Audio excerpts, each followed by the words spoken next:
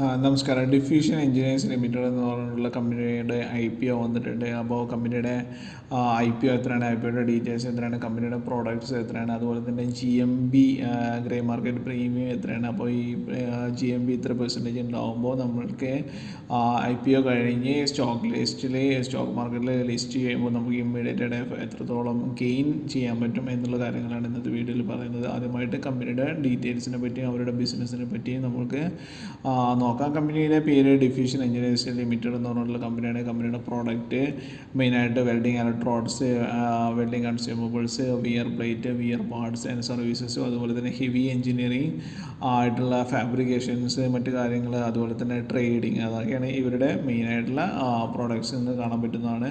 അപ്പോൾ ഈ കമ്പനി ഇവരുടെ കമ്പനിയുടെ പ്രൊഫൈലും മറ്റു കാര്യങ്ങളൊക്കെയാണ് ഇതിൽ പറയുന്നത്. ഹെവി എഞ്ചിനീയറിംഗ് ആയിട്ടും മറ്റു കാര്യങ്ങൾ അവർ ചെയ്യുന്ന പല ബിസിനസ്സിൻ്റെയും ഡീറ്റെയിൽസാണ് ഇതിനകത്ത് പറയുന്നത്. അപ്പോൾ ഇതൊക്കെയാണ് ഇതിലുള്ളത്. ഇനി ഇതുമായി ബന്ധപ്പെട്ടുള്ള അവരുടെ IPO ഡീറ്റെയിൽസ് ആയിട്ട് നോക്കുകയാണെങ്കിൽ കമ്പനിയുടെ IPO സ്റ്റാർട്ട് ചെയ്യുന്നത് ഓപ്പൺ ഡേറ്റ് 26 സെപ്റ്റംബർ 2024. അതുപോലെ തന്നെ close date 30 September 2024. Price range 159 to 168 റുപ്പീസാണ്. അതുപോലെ IPO സൈസ് 158 crore. അതായത് ഇതിൽ നോക്കുകയാണെങ്കിൽ മിനിമം 88 ഷെയറാണ് നമ്മൾ മിനിമം ഇൻവെസ്റ്റ് ചെയ്യേണ്ടത്. അതുപോലെ മിനിമം ഇൻവെസ്റ്റ്മെൻറ്റ് റുപ്പീസ് വരുന്നത് 13,992 റുപ്പീസ് ആയിരിക്കും വരിക എന്നുള്ളതും കാണാൻ പറ്റും. അതായത് പ്രൈസ് റേഞ്ച് 159 to 168 റുപ്പീസ് ആയിട്ടാണ് നമുക്ക് കാണാൻ പറ്റുന്നത്. ഇനി ഇവരുടെ ജസ്റ്റ് മറ്റു കാര്യങ്ങൾ നോക്കുകയാണെങ്കിൽ ഇവരുടെ എന്തിനാണ് IPO ചെയ്യുന്ന ഒബ്ജക്റ്റീവ്സ് എന്ന് പറയുന്നത് funding expansion of existing manufacturing facilities in മഹാരാഷ്ട്രയിലെ എക്സിസ്റ്റിംഗ് ഫെസിലിറ്റിയുടെ സ്ട്രെങ്ത് കൂട്ടുക. അതുപോലെ തന്നെ establish A new manufacturing facility Maharashtra manufacturing facilities, കൂടുതലായിട്ട് പുതിയ ഒരു മാനുഫാക്ചറിങ് ഫെസിലിറ്റി ഉണ്ടാക്കുക. പിന്നെ അതുപോലെ വർക്കിംഗ് ക്യാപിറ്റൽ റിക്വയർമെൻറ്റ്, പിന്നെ അതുപോലെ തന്നെ ജനറൽ കോർപ്പറേറ്റ് പർപ്പസ്, ഇത്തരം കാര്യങ്ങൾക്ക് വേണ്ടിയിട്ടാണ്. അതായത് കമ്പനി ഒരു നല്ല ബിസിനസ്സുള്ള ഒരു കമ്പനിയാണ്. അപ്പോൾ ഈ കമ്പനിയുടെ വലിയ രീതിയിലോട്ട് കമ്പനിയെ വളർത്തുക എന്നുള്ള ഒബ്ജക്റ്റീവ് മാത്രമാണ് IPOയുടെ ഉള്ളത് എന്ന് കാണാൻ പറ്റുന്നതാണ്. പിന്നെ ഇവരുടെ ജസ്റ്റ് ഇതിൻ്റെ സിനോപ്സിസ് നോക്കുകയാണെങ്കിൽ ഫൗണ്ടർ 1982 ആണ്. പിന്നെ നമ്മൾ ഓൾറെഡി പറഞ്ഞ വെൽഡിംഗ് കൺസ്യൂമബിൾ, വെയർ പ്ലേറ്റ്, പിന്നെ heavy machineries for essential industries ആണ് ചെയ്യുന്നതെന്ന് കാണാൻ പറ്റുന്നതാണ്. പിന്നെ അതുപോലെ തന്നെ കമ്പനി പ്രൊവൈഡ്സ് സ്പെഷ്യലൈസ്ഡ് റിപ്പയർ, അതുപോലെ reconditioning services of heavy machineries, പിന്നെ അതുപോലെ wear protection, powders, welding, cutting machines, ഇത്തരം കാര്യങ്ങളെല്ലാം തന്നെ കമ്പനി ചെയ്യുന്നുണ്ട്. അതുപോലെ തന്നെ super conditioning process that has the wear resistance of machine components, reduces stress, improves repairability, ultimately extends services life equipment while lowering production cost. അപ്പോൾ ഇത് just പറയുന്നത് കമ്പനിയുടെ ഒരു ബിസിനസ് നേച്ചറാണ്. കമ്പനി മെയിനായിട്ട് വെൽഡിങ് റിലേറ്റഡോ, അതുപോലെ തന്നെ ഹെവി എഞ്ചിൻ, അതുപോലെ നമ്മളുടെ ഈ റിഫൈനറീസ്, പിന്നെ പെട്രോകെമിക്കൽ പ്ലാന്റ്സ്, അതുപോലത്തെ മറ്റ് മെക്കാനിക്കൽ അല്ലെങ്കിൽ കെമിക്കൽ റിലേറ്റഡ് പ്ലാന്റ്സിലുണ്ടാകുന്ന ഹെവി എഞ്ചിനീയറിംഗ് മെഷീൻസ് അത് ആക്യുറേറ്റ് ആയിട്ട് വിയർ ആൻഡ് ടിയർ കുറച്ച് ചെയ്യുന്ന ഒരു കമ്പനിയാണെന്ന് കാണാൻ പറ്റുന്നതാണ്. അപ്പോൾ ഇതൊക്കെയാണ് കമ്പനിയുടെ മെയിനായിട്ടുള്ള ഇത് പറയുന്നത്. പിന്നെ ഇവരുടെ 4 മാനുഫാക്ചറിങ് യൂണിറ്റ് ആണുള്ളത്. അതിൽ 3 നാഗ്പൂർ തന്നെയാണ് സെറ്റ് ചെയ്തിരിക്കുന്നത് കാണാൻ പറ്റും. പിന്നെ ഇന്ന് അതുപോലെ തന്നെ 20 February company employed over 130 qualified engineers, 130ഓളം ക്വാളിഫൈഡ് എഞ്ചിനീയേഴ്സ് കമ്പനിയുടെ എംപ്ലോയി പ്രൊഫൈലിൽ ഉണ്ടെന്ന് കാണാൻ പറ്റും. പിന്നെ അതുപോലെ തന്നെ ഡിഫ്യൂഷൻ എഞ്ചിനീയേഴ്സിൻ്റെ പ്രോഫിറ്റ് ആൻഡ് ലോസും മറ്റു കാര്യങ്ങളും നോക്കുകയാണെങ്കിൽ റവന്യൂ 2022 208 കോടിയായിരുന്നു. അത് 2024 ആകുമ്പോഴേക്ക് 285 കോടി രൂപയായിട്ട് ഹൈ ആയിട്ടുണ്ട്. പിന്നെ അതുപോലെ തന്നെ EBITDA നോക്കുകയാണെങ്കിൽ 2022 27 കോടിയായിരുന്നു, 2024 അത് 47 കോടിയായിട്ടുണ്ട്. പിന്നെ പ്രോഫിറ്റ് ആഫ്റ്റർ ടാക്സ് പാറ്റ് നോക്കുകയാണെങ്കിലും 2022 17 കോടിയാണ്, 2024 ആകുമ്പോഴേക്കും അത് 30 കോടിയായിട്ട് ഹൈ ആയിട്ടുണ്ടെന്ന് കാണാൻ പറ്റും. പിന്നെ അതുപോലെ തന്നെ ലയബിലിറ്റീസ് നോക്കുകയാണെങ്കിൽ ലയബിലിറ്റീസ് കമ്പാരിറ്റീവ്ലി കുറവാണ് ചെയ്തത്. 2024 കോടിയായിരുന്നു ലയബിലിറ്റി, 2023 48 ഹൈ ആയിരുന്നു.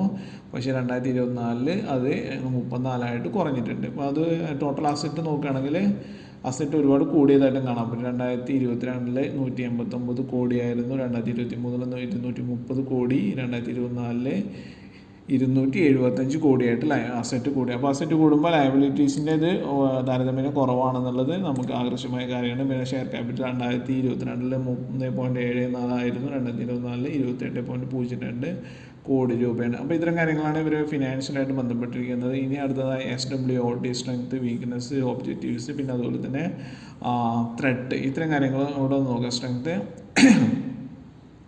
കമ്പനി 1982 സ്റ്റാർട്ട് ചെയ്താണ്.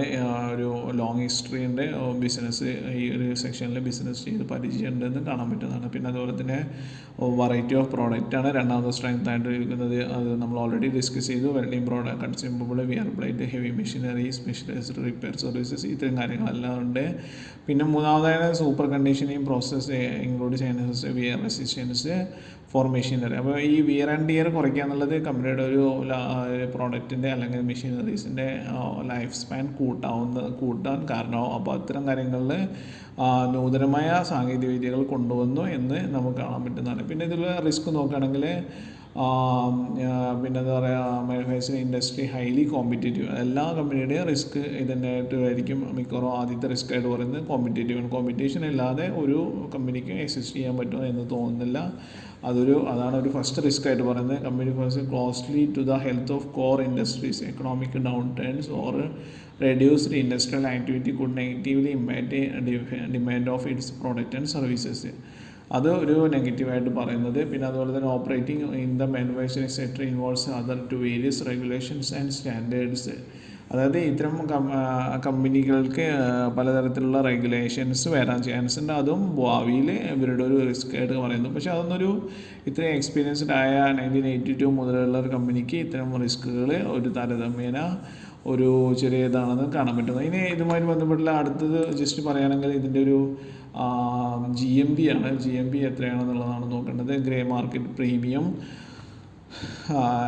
പിന്നെ grey market premium latest four the diffusion engineers on as of September 23 5:59 PM നോക്കുമ്പോൾ 50 രൂപയാണ് ഇതിൻ്റെ ഗ്രേ മാർക്കറ്റ് PM എന്ന് പറയുന്നത്. Expected listing price for the diffusion engineers is 168 റുപ്പീസാണ്.